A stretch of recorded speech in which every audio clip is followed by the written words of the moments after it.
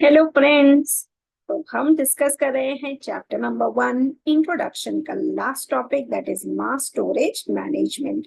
सो mass storage management, इसमें हम देखेंगे कि हम क्या करने वाले हैं। तो हम ओपन कर लेते हैं नेक्स्ट स्लाइड। तो मास स्टोरेज मैनेजमेंट क्या है? Usually use to store data into disk, जिससे हम डेटा को लॉन्ग पीरियड के लिए स्टोर कर सकते हैं। तो यहाँ पे हम हार्ड डिस्क यूज करते हैं या फिर मैग्नेटिक टेप्स यूज करते हैं। तो वो हो गया हमारा मास स्टोरेज। तो ओएस एक्टिविटी क्या क्या क्या क्या इसमें इन्वॉल्व है? एक तो है फ्री स्पेस मैनेजमेंट, मतलब हमारा जितना भी डेटा है अगर हम उसको एक साइड में रखें तो हमारा जो फ्री स्पेस है उसको हम अच्छे से मैनेज कर सकते हैं।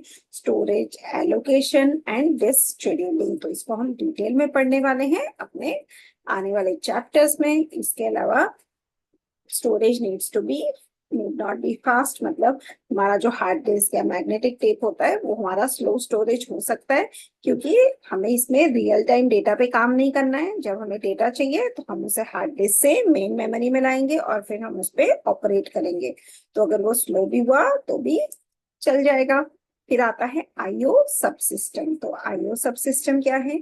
मेमोरी मैनेजमेंट के साथ हमें इनपुट आउटपुट डिवाइसेस को मैनेज करने के लिए इनपुट आउटपुट सब सिस्टम चाहिए, जिससे हम डेटा को टेम्परेली एक बफर में स्टोर कर सके और फिर उसको हम यूटिलाइज कर सके। तो ये हो गया हमारा आईओ सब सिस्टम। फिर आता है प्रोटेक्शन एंड सिक्योरिटी। प्रोटेक्शन क्या है कि यूजर के जो रिसोर्सेस है उसे हम प्रोटेक्ट कैसे करेंगे। सिक्योरिटी मतलब defence of the system against external internal attacks, मतलब अगर कोई भी सिस्टम पे एक्सटर्नल या इंटरनल अटैक्स होते हैं जैसे worm, virus, theft of service, theft of identity, theft of data, तो इसको हम प्रोटेक्ट कैसे करेंगे? वो हो गई हमारी सिक्योरिटी।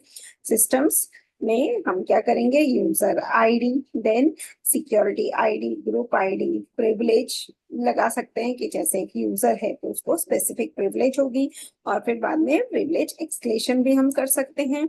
फिर आता है कंप्यूटिंग इन्वायरमेंट। तो ट्रेडिशनल कंप्यूटर में हम अलग अलग तरह के इन्वायरमेंट होते हैं, जैसे learning environment, office environment. PCs are connected to network, terminals attach to mainframe और mini computer, providing batch and time sharing. तो सबसे सिंपल हमारा जो होम नेटवर्क है उसमें हम एक सिंगल सिस्टम को मॉडेम के साथ कनेक्ट करते हैं और फिर फायरवॉल इंस्टॉल होता है और इससे हम इंटरनेट कनेक्शन लेते हैं। फिर आता है कंप्यूटिंग इन्वायरमेंट। तो कंप्यूटिंग इन्वायरमेंट में हमारा क्लाइंट सर्वर आर्किटेक्चर आता है, क्लाइंट सर्वर कंप्यूटिंग। तो इसमें यहाँ पर क्लाइंट टर्मिनल्स हैं और एक सर्वर है जिसके थ्रू हम डेटा जो है उसको हम एक्सेस कर लेते हैं। ये देखिए, ये हमारा डेटा है,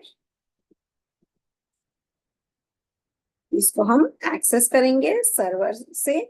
और क्लाइंट्स एक्चुअली में डम टर्मिनल्स हो सकते हैं या फिर स्मार्ट पीसीस हो सकते हैं, और इसमें लिमिटेड फंक्शनैलिटी भी हो सकती है और ज्यादा फंक्शनैलिटी भी हो सकती है। So compute server provides an interface to client request. Data हमारा जो होता है वो सर्वर पे होता है और क्लाइंट से हम डेटा को एक्सेस कर सकते हैं।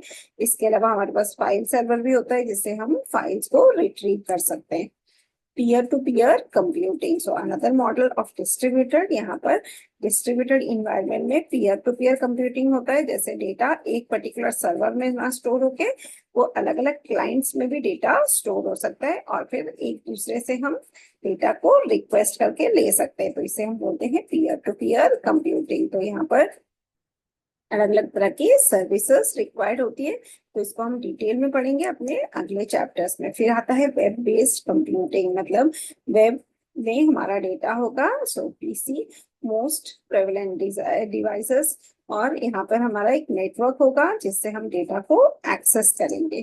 तो with this we have come to end of our chapter. Thank you.